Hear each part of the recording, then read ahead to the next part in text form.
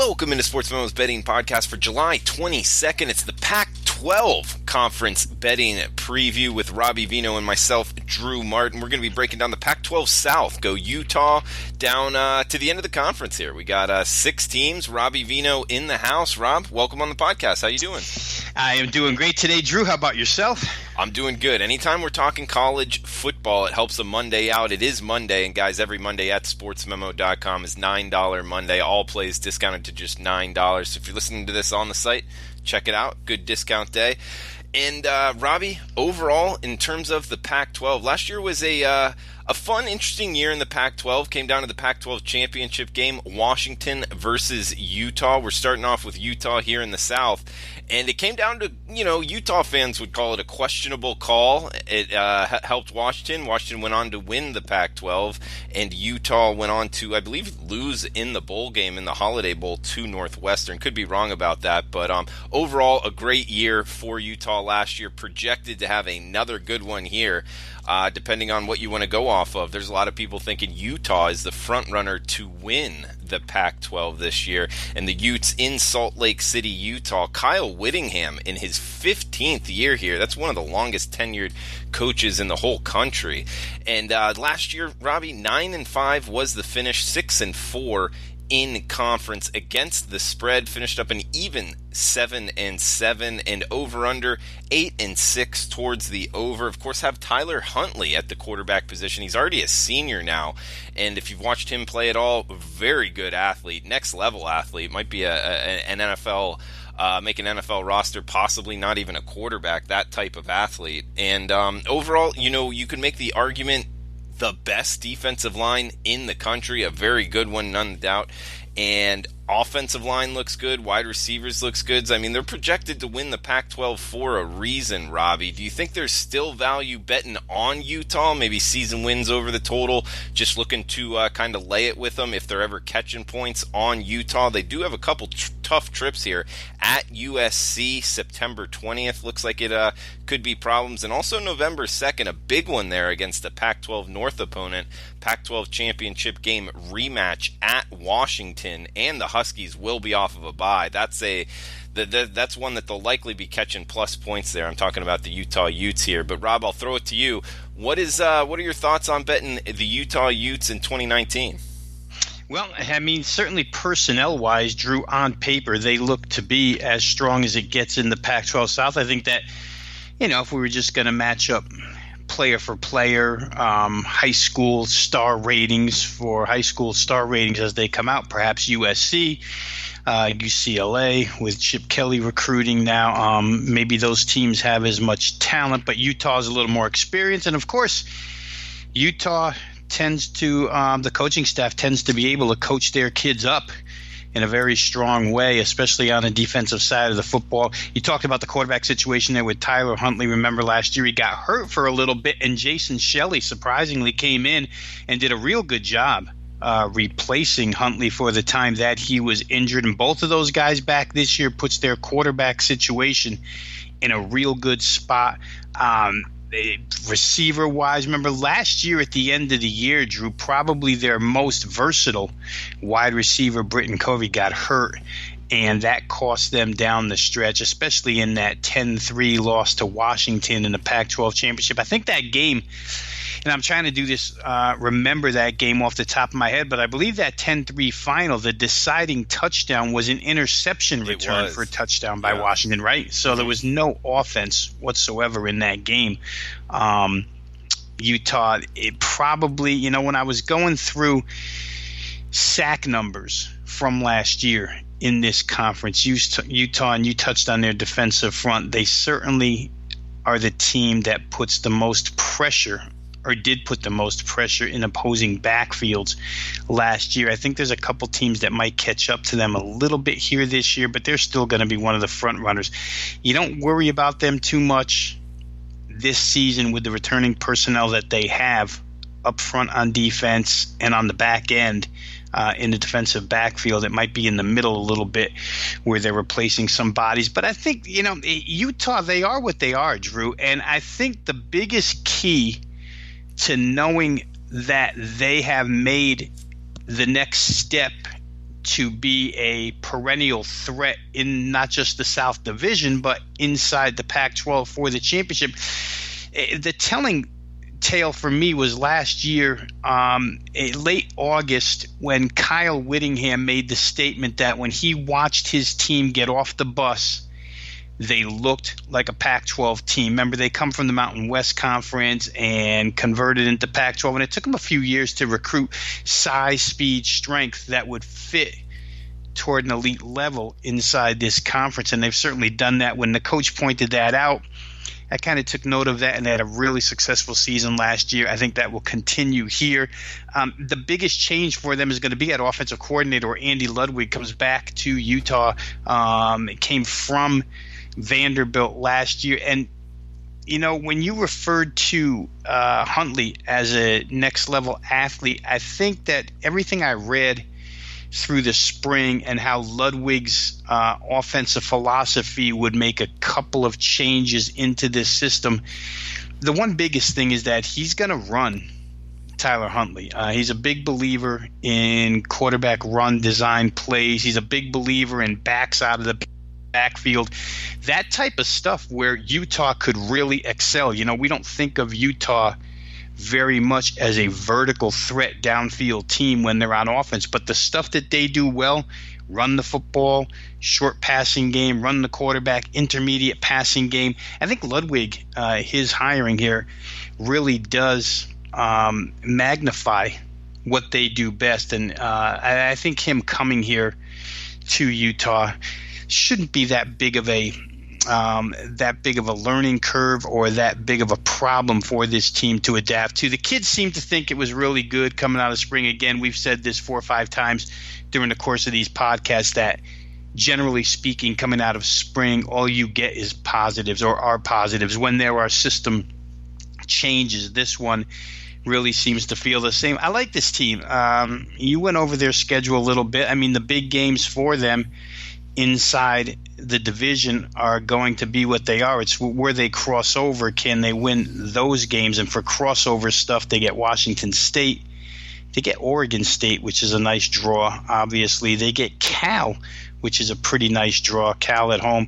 And they have to go to Washington, maybe their most difficult crossover game. But the schedule's pretty favorable, Drew, and maybe that's why a lot of people think they're going to come out on top in this Southern Division this year.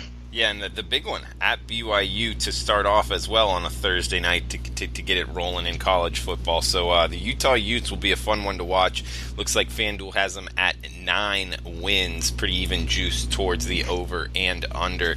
I kind of like over on Utah, Robbie. I think that they can. I think that they will be a 10-win team. So I'm looking towards the over on their season win total. Looking to bet Utah more so than fade them. But we got the USC Trojans up next. Clay Helton's 5th year. A lot of people surprised to see him still here in Los Angeles. They start off with Fresno State this upcoming year, and last year, Robbie, for USC, let's see, we got 5-7, missed the bowl game. Against the spread, just 4-8, losing money there. 6-6 over under trenders. Clay Helton definitely on the hot seat, and they're starting off with Fresno State. Got a bye week October 5th. Of course, have the Notre Dame game right after that. Overall, kind of a tough schedule. You know, it's a normal Pac-12 schedule, Robbie. They got 9 games in this conference, so the schedules tend to all be alike. However, you got to throw in that Notre Dame game for USC. So, what are your overall thoughts here on the Trojans in 2019? Yeah, well, this is your most drastic system overhaul, right? Here we go, USC, and you pointed out that Clay Helton is probably on the hot seat, and we've seen coaches do this before when they're on the hot seat. I think you only have to look as far as Charlie Strong a couple of years ago when he was at Texas feeling the heat. These teams go to more high-powered offensive systems, and for USC, remember, Cliff Kingsbury was hired as their offensive coordinator, went ahead and took the Arizona Cardinal job, which left USC in the lurch a little bit, and they just brought in another air raid guy in Graham Harrell, who will be the offensive coordinator here. And USC is, we've seen a traditional offense out of USC for years and years, as far back as I can remember. So this is going to be very, very different the air raid system, extreme tempo system. The good news for USC is that last year, freshman quarterback JT Daniels got his year's worth of experience. And by the end of the year, he was coming on pretty well. Had a big game against Notre Dame to end the season.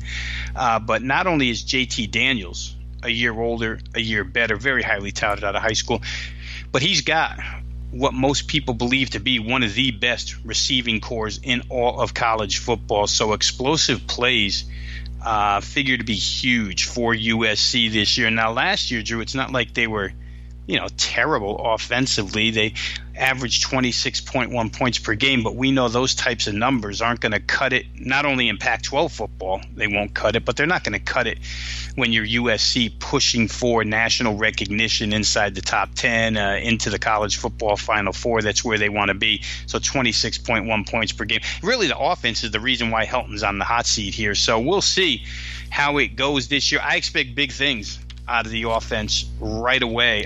They have such a dynamic group of wide receivers that in an air raid system, when you have multiple guys that the defense has to handle and you can pick and choose the open one to get into space, that's a tough thing to handle. And when you compound that with the fact that USC's running game is terrific and the offensive line should be very good as well, this is going to be a tough team to handle on the offensive side. So I think if you're looking at it through Clay Helton's lens, he probably figured, and of course when you go to air raid, the first thing you have to try and assess is, can my defense handle being out on the field for the extra time that they're going to be asked to be out on the field if our offense is successful in scoring quickly? And I think Clay Helton has enough confidence in his personnel, in his makeup as a defensive mind, to think that air raid's the right way to go. And if we score in a minute and 52 seconds, the defense getting right back out there won't be a problem. They seem to have built depth that they haven't had in the past. Remember, USC's scholarships were hung up for a while, and now that they've got their true numbers back, just going through their size and depth, I think this is probably the best year for them on both sides of the football. So rotations will be big for USC, but I think points are going to be aplenty. Even though you may have a good defense, Drew, and even though you may believe that they're capable of handling being out on the field quicker turnaround-wise, between coming off the field and getting back on the field, even though you may think they can handle it, you still expect defenses' points per game to go up a little when you start to play this type of offensive system. So I think for USC, a team last year whose games only totaled on average 53 points a game, boy, I'd like to see where these numbers come out last year. When you look at the closing totals for USC, you only had 2 games totaled over 60. I think there's going to be a lot more points on the board this year where USC is concerned, both for them and for opposition, just because of what we talked about here, the system change. And over the total, to me, in game totals or on game totals, seems to be a pretty good way to go. That opener against Fresno State, a team that's going through some pretty drastic personnel losses. They might not be the same offensively, but still, I'm going to look at USC maybe from an over perspective this year. Good stuff. Robbie Veno at Rob Veno Sports on Twitter. And guys, the coupon code for the podcast is CFBPOD. That's CFBPOD is the coupon code at checkout for full season football service with Robbie Veno or myself, Drew Martin, for $300 off. And if you get Robbie Veno's full season package, he'll throw in his power ratings in there. So you'll get his final season power ratings for last year. It helps you build your own power ratings for this year. Something it's a big plus there for your betting individually, and you'll also get all of his recommendations for the full season all the way through the Super Bowl. No extra charges later. $300 off using the coupon code CFBPOD at checkout. We just talked the USC Trojans.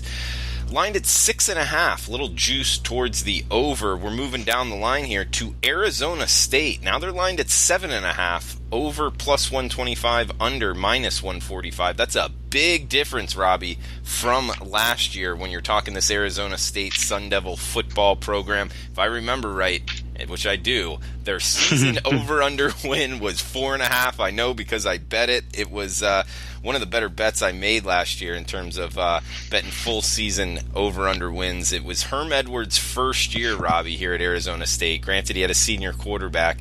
And at 4.5 wins, I was just like, no way, it's too low. And if you remember this time last year, Robbie, everybody was grading the Herm Edwards hire a D or an F, and I was in the minority, and my thinking was everybody doesn't like it because he's old. And to recruit to 18-year-olds and get 18 to 23-year-olds motivated to play football, my argument was I don't care if you're 65 or 40. I remember when I was 18 years old, I related the same to a 40-year-old guy as I did to a 65-year-old guy. Heck, I might even relate better to the older guy just because they're calmer, more confidence in what they've done. So I do buy the retread NFL guy coming back to college football and having a tough time, mainly because the effort isn't there in the recruiting. But Herm Edwards, he gets after it. He's passionate. I think he's hitting the recruiting grounds hard, and it's obviously he loves football. So to just down him because of his age, I think was a mistake. And we saw it last year. They finished 7-6. The season over/under win total, it definitely hit towards the over. This year, it's a different story. They're lined at 7.5. And it looks like their projected starting quarterback is likely to be a freshman. Not sure on the most upcoming news on it here in Tempe, but it is Herm Edwards' second year in Tempe. 7-6 last year, Robbie. 5-4 in conference. 7-6 against the number, and 6-7 trended small towards the under here, Robbie. What are you thinking for Arizona State this year? Yeah, I'm with you, Drew. I can remember last year on the Sportsmemo podcast preview show where we did Pac-12 South, myself and Andrew Lang, and we were going over season win total numbers between Arizona, which was bringing in Kevin Sumlin, and Arizona State, who were bringing in obviously Herm Edwards. And the posted total, certainly, I think they were about a game and a half higher for Arizona. I think Arizona might have been Arizona probably was around 7, as opposed to Arizona State's 4.5. And I remember at the time, when you just looked at the players on the field, boy, you could argue Arizona State was the better personnel team last year. And so it looked like a steal to go ahead and play over 4.5 with ASU. We saw Herm Edwards. There was a great interview last year with his starting quarterback, Manny Wilkins, and his roommate and now NFL wide receiver, N'Keal Harry. And both of those guys hung on to the Herm Edwards life lesson speeches, as we'll call them. We know, Herm Edwards is a motivational guy. But he got through to those kids. And the only thing that may have held Arizona State back in my mind was if they went maybe 0-5, 0-6 out of the chute, and the motivational stuff and the message got lost right away because here's an old man trying to tell us what to do and we're 0-6. But it didn't go that way. They won immediately. Confidence level picked up. And I think here into year 2, you just ride the wave with Arizona State. Look at the way they're set up offensively. Now they are the only team in this division that doesn't have a returning quarterback. You hit on it. The freshman Jaden Daniels could be the guy. If Herm Edwards wants to go with the more experienced guy, the guy who's been in the system, then it'll be Dylan Sterling Cole, a guy who was in this system last year. Either way, it's going to be an inexperienced position, and the only team with that inexperience at the QB spot in this division. So that, could be a bit troublesome, but I tend to shake that off because Herm is a NFL pro-style offensive guy. And, boy, they've got a nice offensive line coming back, and they've got one of the top running backs in the Pac-12 coming back with Eno Benjamin. Anybody who saw him play last year, you know what we're saying here. So I think he could lean on the sort of run, play action, pass type thing because they've got a strong set of wide receivers returning too. N'Keal Harry goes to the NFL. But there were other guys on this team that played well, and those guys are returning here. So I think offensively they're really set up to help out an inexperienced quarterback till he finds his footing. When you have that ground game, when you have that experience at wide receiver, like I say, not just one, but you have 3, and a good offensive line. To me, the offense will be okay. Defensively, I think Edwards made strides, as many strides as anybody in the Pac-12 made on the defensive side of the football last year. That can only get a little bit better. They lost some key guys. There's no doubt about it. But I don't think that, when you look at those recruiting lists, Drew, kids aren't shying away from going to Arizona State to play for Herm Edwards, which I think maybe people might have thought, and you said it, he's attacking the recruiting trail with his assistant coaches very strongly. And when Herm Edwards goes into a home, I think he probably closes a lot of deals. Once you hear Herm Edwards, if you're a parent, you're going to send your kid to play for him. So I like what they have going here. I agree with you, though. This total for season wins is probably a bit too high. The schedule lays out to where they should probably win their first couple. Those are cakewalks, Kent State and Sacramento State. But unlike inviting a Big Ten team to Tempe in the 90-degree heat in September, this time they have to go to East Lansing in September. That's going to be a different animal for Arizona State for sure. The southern side, I think that, the 5 divisional games they'll play, because this particular division is lumped so closely together talent-wise, there's not much separating these teams. You can probably just safely go maybe 3-2 in the division, and then what do they get outside of the division? Home against Washington State, away at Oregon State, maybe a split there, and then of course the other game is at California. It's really the same 3 non-conference games that we just talked about prior to this. So Arizona State, they probably sit right in that 8-4 area. If you really want to try and thread the needle, play it over. But I think a better thing to do with this team is go ahead and play them on a game-by-game basis. I don't know that the odds makers, Drew, to tell you the truth, are going to be any more bullish on Arizona State this year than they were last year. I don't expect to see a real big increase in what you have to lay or what you're going to receive, whether they be favorite or underdog. And totals-wise, if Herm leans a little bit more on the running game here with a new quarterback, maybe the totals might be a little too high priced early on. We'll see how the quarterback situation develops as the weeks go on. Robbie, they're hosting Kent State to start off here, and it looks like 26 and a half, or 27 seems to be the prevailing number here. The Sun Devils laying at home on Thursday, August 29th. We also, that would be in the night slate here, 10 p.m. Eastern kick. The 7 p.m. Eastern kick is UCLA at Cincinnati, and the Bruins catching 3.5 or 4. The underdogs here, the Pac-12 team to the AAC team. And that's the UCLA Bruins. Next team up from Los Angeles, California. Chip Kelly's second year in Los Angeles, Robbie. First year, it's tough to say it was a success. He only went 3-9. I don't think anybody really thought he would do that great. However, just 3-9 in conference, 3-6. 5-6 ATS, and 7-5 trending towards the over here for the Bruins. It looks like Doreen Robinson being their quarterback back at sophomore. He was an athletic guy, banged up a little bit, and from what I've read, he's also going to have some competition from an incoming freshman for the starting quarterback position. But overall, Chip Kelly's second year, you'd think that there's going to be improvement. Getting this roster, knowing the system, everything like that, and it looks to, from also what I've read, an improvement on the defensive side as well, Robbie. So, any big topics here for the Bruins listeners need to know about? Well, for me, if they want to hear my opinion, I think that this will be the most improved team in the division, Drew. I'm with you on that. I don't know how strong you are towards them, but it sounded like you expect a little bit of improvement out of UCLA. I think that Chip Kelly first season was such a weeding out process, and you could see it on the field. The quarterback play. Remember, Dorian Thomas-Robinson was extremely highly recruited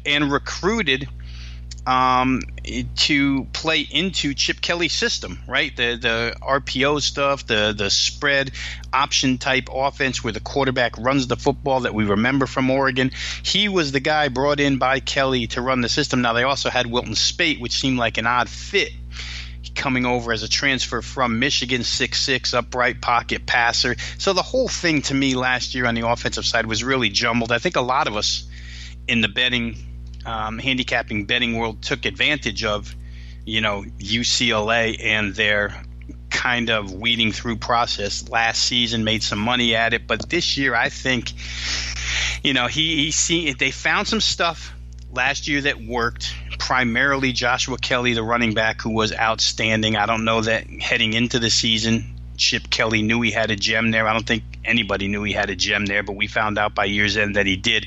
So they've got an established running game. They've got receivers who now know these routes. Last year, the communication mix-ups on passing inside the passing game, along with the somewhat confusion of Thompson Robinson at reading coverages and whatnot, and then a little bit of inaccuracy. The whole thing was a mess. But coming out of the spring here, Drew, just between the lines, you don't have any definitive quotes. Kelly's kind of been quiet about it, any improvement. But if you read between the lines, I think he's quietly pleased. I think they head into the summer quietly confident.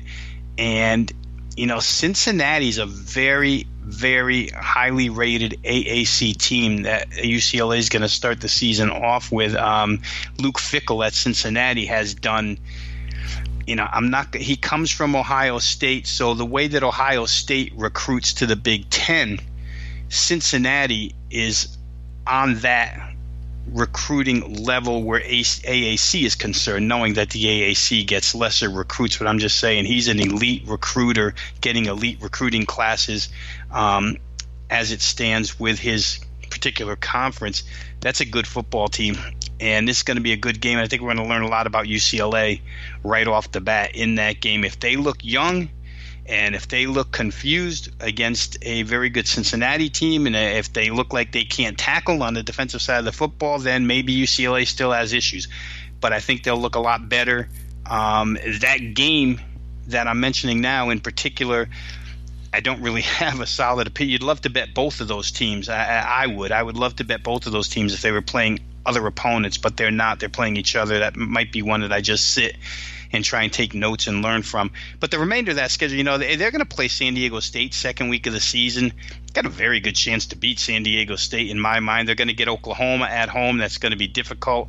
After that, the Pac-12 conference schedule kicks in for the next 9 weeks, and they're all going to be difficult. But I believe that where point spread numbers are concerned, UCLA is going to carry a lot of value this year. I think where their totals are concerned, that's going to carry a lot of value because it's not going to be the miserable offense that it was last year that averaged less than 25 points a game. I see a big increase there for this team. So I've got a lot, at least in my notes, I've got a lot of asterisks next to UCLA as far as a potential play on and as far as a potential overplay. I expect big improvement out of them more than any other team inside this division. Yeah, good breakdown, Robbie, and I agree with you. I mean, this Thursday night slate, it's a lot of big spreads. It's the Thursday night before the big Saturday here, and we got Texas A&M, Texas State, we got Clemson, Georgia Tech. We know Georgia Tech's going to be up against it there. Some other big spreads too, but there's a couple good ones. And UCLA Cincinnati at 7 Eastern. That's one I got my eye on. Also FIU Tulane, that's kind of sleeper there. And the Utah team we already talked about, Robbie. This spread's a little surprising to me. Only -6 versus BYU. Is BYU supposed to be pretty good this year? Yeah, they're a little bit improved, no doubt about it. Up and down, offensively and defensively. The biggest problem with BYU the last couple of years, obviously, has been that offensive side of the football. But it looks like, from what you read and from what you see personnel-wise, that they could be better. To me, I think BYU is going to have to prove it to me that they've opened up. Ever since the Ty Detmer era was such an offensive bust, they haven't really recovered from that. So I would have to see. I love the quarterback at BYU. He's shown the ability to stretch the field, to maybe get BYU back to where they've been offensively. But again, Drew, if week one we're dealing with a proven commodity in Utah and an unproven commodity in BYU, and I know it's a in-state rivalry, and it's going to be a lot of fierce. There's going to be a lot of fierce competition, but I don't know that I could get behind BYU yet until I see a little bit of offense out of that team. Yeah, well, that will be a fun one in the nightcap as well in the Holy War. BYU, Utah -6 right here. The other Pac-12 notable spreads I got up on the sheet: Arizona State -26.5 versus Kent State. We got UCLA, actually the underdog here, +4 versus Cincinnati. And in the Week 0 game, Arizona at Hawaii. The Arizona Wildcats -11 or -11.5 right now at Hawaii, and that's the Week 0. August 24th, Florida versus Miami at 7 Eastern, and Arizona at Hawaii 10:30 Eastern to kick off college football. Just those two games the Saturday before most colleges get started, and that's the team we're talking next, Robbie. The Arizona Wildcats. Kevin Sumlin's second year in Tucson. We know Khalil Tate, a lot of people loved him a couple years ago, Robbie, but he's one of these guys, really his best years haven't been of most recent. So one of these quarterbacks that necessarily hasn't necessarily improved throughout his tenure in Tucson. Arizona Wildcats starting off at Hawaii. Also got Texas Tech in the non-conference between starting off Pac-12 play. UCLA at home September 28th. And, of course, going through there, only one bye week on November 9th before November 30th at Arizona State this year. Robbie, what are you thinking for Kevin Sumlin's second year here? Well, let's face it, Drew, injury kept Khalil Tate from being Khalil Tate last year. It wasn't until late October, the 27th of October to be exact, and again, some things you remember vividly, some things we forget, at least I do, forget entirely as we go through college basketball, NBA basketball, Major League Baseball, and then return focus to college football. But one thing I do remember is an article that I read last year that said Khalil Tate probably was about 80%. His legs were probably about 80% heading into a game against Oregon. I remember betting that game over the total. They put up 44 points. And then from there on out, the offense fared pretty well, 44, 42, 28, and 40. Khalil Tate is back to 100% health here. Remember, too, that, Arizona was on the verge of hiring the Navy head coach last year. Kevin Sumlin was not the number one choice, and it was Khalil Tate who actually took the axe to that idea and said there was no way he was going to stay at Arizona and play some triple option offense. He wanted to be a passer. Kevin Sumlin came in. Obviously, the health of his legs had a lot to do with the fact that he threw more and ran less. But Khalil Tate's a more productive guy when the defense has to worry about his dual threat capabilities. And this year we'll probably see more of that. We won't see as much running. All indications are we won't see as much running as we saw 2 years ago. But we're certainly going to see him use his athletic ability more than we got to see last year. And when he does, he's got a pretty good arm, Drew. And like I say, credit to the kid for wanting to become a better passer for his NFL prospects and recognizing that, last year, not even this year. So throwing-wise, better. Running-wise, healthy. I think that dual option is going to help Kevin Sumlin out quite a bit here this year with this team. As far as offensive production goes, I still have trouble with the defense right now, and it's not necessarily, Herm Edwards, second-year coaching staff in place, Kevin Sumlin, second-year coaching staff in place, so it's the second year in these Arizona school systems, and Noel Mazzoni, the offense will work with him. Defensively, Marcel Yates, who used to be Boise State's defensive coordinator, got a lot of faith in him. He was retained. When Kevin Sumlin took the job, he didn't go out and get himself a new defensive coordinator. He asked Marcel Yates to stay, run that 4-2-5 defense, but Arizona still wasn't very good at it. And what we've seen out of them the last 3 years in a row is just not a great tackling team. And, that's just will and desire to want to hit people. And we'll see if that picks up this year. But I get the feeling that, if it doesn't early on, it might not all season, and Arizona might get hung up in a lot of these Pac-12 slugfests at night, which aren't a bad thing if you can get a reasonable total and go ahead and play over. But I think that's the biggest part for me that needs to be proven. They're never great up front because they're smallish They don't get a lot of quarterbacks. They have to send blitzes and stuff to be able to pressure quarterbacks and create havoc. So until that type of stuff changes, and I get the 4-2-5 is designed for speed, to take away some of these high-powered offenses. But to me, the Arizona back seven just hasn't tackled well enough. Jury's out on them, if you ask me. Defensively, offensively, I think they'll be far better. I'll be glad to see Khalil Tate back to 100% health and see what they can produce. That opening game that you talked about, week 0 against Hawaii, should be one of the best shootouts early on this year, because both of those teams should go back and forth against one another.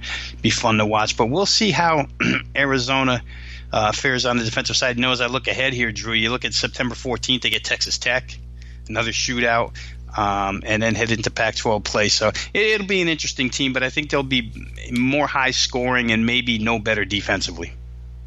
Yeah, it's interesting you bring up he kept the DC, and you'll see that from time to time, as far as especially a coach taking a job not in the same conference that he was, and also, not in the same state, kind of a different region overall. And what it does is, usually a coordinator or a top assistant will have the ins at the local high school, so it helps out in recruiting.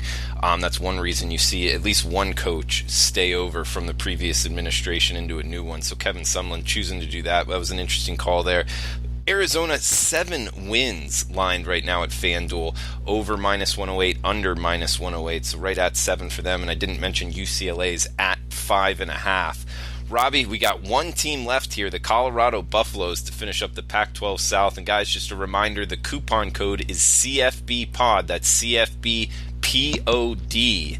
At checkout for Robbie Veno or Drew Martin's full season college football, or NFL and college football full season, all the way through the Super Bowl national championship game. No extra charges later for $300 off. That CFB Pod is the coupon code there. If you get Robbie Veno's full season, he'll throw in his power ratings as well. Last year's closing line, it will help in your individual handicapping as well. Robbie, we got the Colorado Buffaloes here. Steven Montez still in college football. I can't believe that. He seems like he was taking snaps, 5 or 10 years ago now. They're starting off with Colorado State, ending at Utah. That will be a big one to end it here. Looks like Colorado is lined at 4.5 wins, Robbie. We got Mel Tucker in his first year here. And it was kind of a surprising firing last year, but either way, Mike McIntyre is not in Boulder any longer. He did rebuild the program, though, left it a lot better than it was when he took over in 2013. The coaches here, we got defensive coordinator Tyson Summers. He was formerly the head coach of Georgia Southern, then I believe an assistant at the University of Georgia, and with Mel Tucker, I believe, being the DC at Georgia last year, right, Robbie? Yeah, no, this is like Georgia moves to the Mountain Time Zone when you take all three lead coaches into consideration. The head coach, the offensive coordinator, Jay Johnson, who was a quarterbacks coach the offensive analyst at Georgia last year. So it's like Mel Tucker brought some Georgia pieces with him. Well, and I was just thinking, I mean, that one, that hurts Georgia, but two, that could really help Colorado in the next couple years, especially what they've been able to do there in Athens, Georgia, as far as recruiting, kind of going, almost toe-to-toe here with Alabama in the SEC East anyway. So it will be interesting to see how Colorado goes going forward. Overall, what are your thoughts here on the Buffs? Yeah, they've done it before here, right? I think, was it Colorado State? Whichever one brought Jim McElwain in from Florida. I think it was Colorado State, that was maybe. Colorado State. Yeah, and they tried to get some Southern ties to recruiting. But this staff in particular, Drew, this is probably the most intriguing team from what they've done system-wise in the Pac-12. I would love to get on board with Colorado right away. First things first, their offense plummeted last year when their star wide receiver, Laviska Shenault, went down. Shenault, arguably a top 10 wide receiver in the nation. Forget about the Pac-12, in the nation. He's going to be an NFL draft choice. Gets hurt last year. The foot injury, toe injury, I forget which it was. It just never, ever came around. And I think he missed like the last 6 games at least. Could have been 7. But without Shenault, it was just harder for Montez without his go-to receiver. Now in the mix they wind up discovering KD Nixon. So now with Chenault back, you've got 2 top-flight wide receivers for Montez. But I want to get into this offense real quick for the listeners out there. This is great because we just talked about how Georgia, the coaching staff, Mel Tucker, Jay Johnson, Tyson Summers, all with ties to Georgia. But Mel Tucker had to put other pieces together on this staff, and he went up and down. And when you look at what he kept and what he let go, like I say, it makes for an intriguing offense. The one really, really key coach held on to here is last year's co-offensive coordinator, Darren Shiverini. Now, Shiverini comes from air raid. He comes from extreme tempo, run a play every 17 seconds. Colorado really wanted to go that route, but again, when Chenault went down, it made it a little more difficult. They were still an up-tempo team, but not the extreme that they want to play. But Tucker held on to him to put together an offense which I think incorporates stuff that I've never even seen incorporated in an offense before, at least the combination. This offense is going to be a little bit pro style, it's going to be a little bit spread, and it's going to be a little bit air raid. Just think about trying to defend that. Pro style, spread, and air raid all at the same time, because they have 3 coaches on that offensive coaching staff that have all been coordinators in those particular systems. So they just meshed them. They took these 3 guys. Shiverini, you bring your ideas. Jay Johnson, you bring your ideas. We're going to get the thoughts of the spread coach here, and we're going to put it all together. So how fast it comes to fruition would be your caution signal, right? You don't know if they're going to be able to get this all together, but the fact is they have a senior quarterback, an experienced quarterback in Montez, who himself said that the hardest thing and the one thing that he actually gravitated to pretty well by all reports coming out of spring is the fact that he now makes pre-snap reads from the line of scrimmage. He's given a lot of leeway. The offense gives him a huge green light to get back to the line as fast as you can. Don't really look to the sidelines. Look at the defense and call the play accordingly. He said he loves it from that perspective. I think, when you have a guy who's been around as long as he has, that's the kind of guy whose hands you want that to be in. That's NFL ready type stuff. If you can learn pre-snap reads, seems like he's done pretty good heading into the fall here. We'll see if he develops even more in fall camp. But this offense could be absolutely tremendous if everything clicks on all cylinders. I just think this is one of the more intriguing teams to look at. On the defensive side of the football, you talked about Tyson Summers. He's a guy who's had a firm belief in 3-4 his whole career. He's been a lot of places. He's a defensive mind. You mentioned the Georgia Southern stint. Didn't really go that well. Took over for Willie Fritz, and that didn't work out great. But I think he's in a good spot as a defensive coordinator once again. The defense, much like UCLA, Drew, the difference between Colorado and UCLA defensively is if you look at the NFL draft, Colorado puts defensive backs into the NFL the last few years. They've got some hard hitters and good coverage guys. Their problems really lie more in the front 7. Don't get a lot of pressure. We'll see Mel Tucker, again, a defensive guy by nature. We'll see if he can change that around. Last year they got to the quarterback 29 times in 13 games. I think he'd like to improve on the amount of disruption that they can get against these teams. It's hard to tell off of last year if the personnel is right for it. I can tell you what I read through the spring is they seem to feel like they have it, but it didn't come around as fast as they wanted it to on the defensive side. So at the end of spring, the prevailing thought was they're still evaluating players, and the main goal right now is just to put the best 11 on the field. They're not really recognizing position. They'll probably mold the defense into one of those maybe 3-4 multiple type things where the best 11 guys get on the field. It's the 3rd defensive coordinator in the last 5 years. That does make it tough on these kids. But defense will be the problem for this team. I think you could maybe analyze Colorado and sum them up much the same as you could sum up Arizona. I think it's going to be a very explosive, potent offensive football team, and one that's going to have their issues on the defensive side, especially if teams want to pound the rock at them. I think they open with Colorado State, if I'm not mistaken. August 30th, and they're laying -11. Yeah, so there you go. 11 shows you that there's a little bit of, I'm looking at it now, as a matter of fact, open 10.5, push 211. So a little bit of Colorado money. Could be some fading of Colorado State. But I tell you what, I just haven't seen these three styles of offense mesh together into one offense. It's unique. It's going to be a lot for defensive coordinators to handle, give guys a lot of guys nightmares because there's experienced guys inside this offense that'll be at the helm. Be interesting team to watch, Drew. What was the season over win total for this team? For Colorado, let me pull it up here. We got 4.5. Yeah, see, to me, that's it.